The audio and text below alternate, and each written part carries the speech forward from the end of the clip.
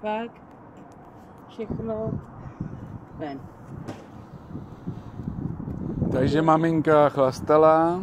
A on to má poň. Jenže ale on fetuje, on si píchá pervity, no. A mě říká, kde na to bere.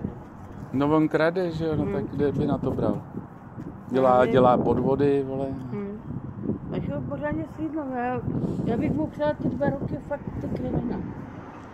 Hele, tam se nepolepší v tom kriminále, vyjde ještě horší. To je moje poznámka, sorry. Já vím.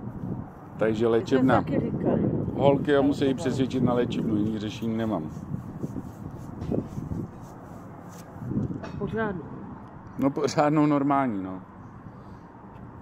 To je jako fakt, co dělá tady, to je ostuda.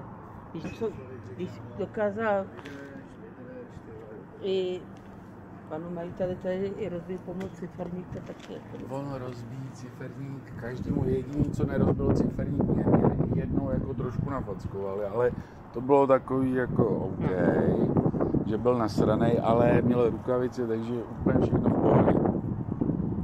Tak jako fakt to nevíš.